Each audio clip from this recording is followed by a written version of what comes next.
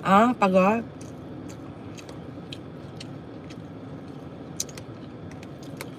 Teka muna.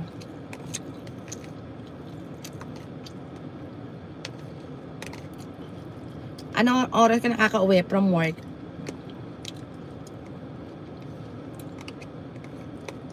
Ayan. Anong oras ka nakaka-uwi from work? Pagod ka?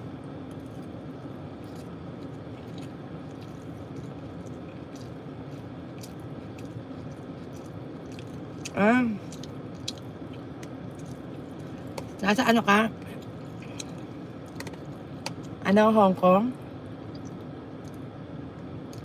Sobrang lapit lang yan sa atin, Hong Kong. 3 hours lang yan.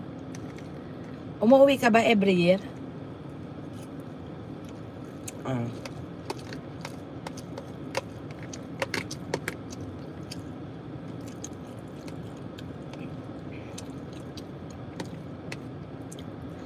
Ayan, kasi all around ka dyan eh.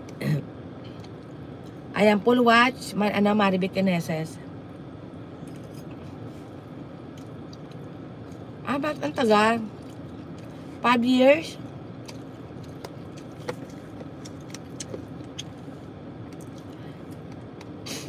Three years, ano lang yun eh, 3 hours lang yun from the Philippines. Ba't di ka mag-vacation every year? Ang lapit-lapit lang yun eh. Di ba? Mm.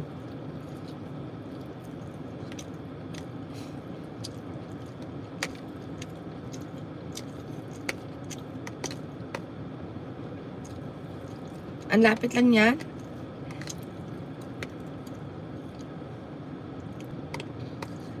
Ah, kasi may pusa ka dyan. Hindi ka nakaka-uwi kasi may pusa ka dyan. Ah. Ah. Pero ano ka, may mga anak ka ba? Kung wala ka namang mga anak, okay lang yon. Pero syempre, pag may anak ka, nakakamiss yung mga anak mo.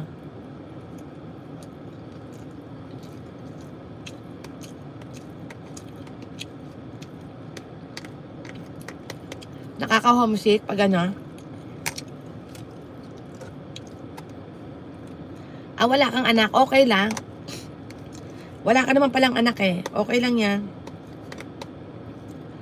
Teka muna, pero may asawa ka o dalaga ka ba? Dalaga ka o may asawa?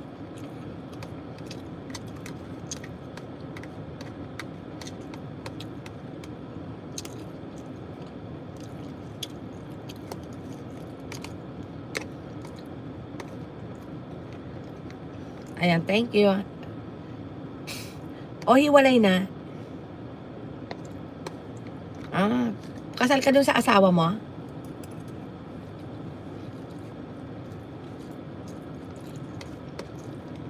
Kasal ka dun sa asawa mo o hindi? O, yun ang mahirap, kasal. Magpa-anal ka para makapag-asawa ka ulit. O, diba, yun ang mahirap eh. Pag ano, kasal, wala ka talagang ano, hindi ka makapag-asawa niyan. Ang mahal pa naman ng annulment.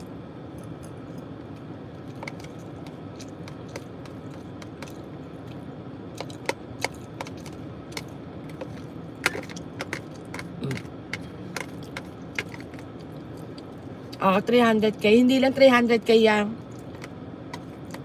Minimum lang yan. Tapos pag na-process na yung mga papel, ano, 300 lang yan, minimum lang yan. Ayan lang yung starting. Tapos pag mga pinaprocess na yung mga papel mo, releasing, may mga bayad pa rin yon. Kaya aabot ng mga 500,000 yan.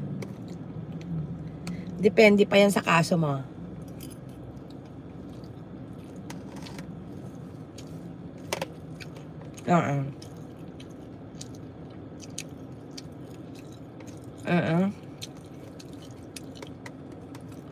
Pero Joyce, may plano ka pang mag-asawa uli o wala na?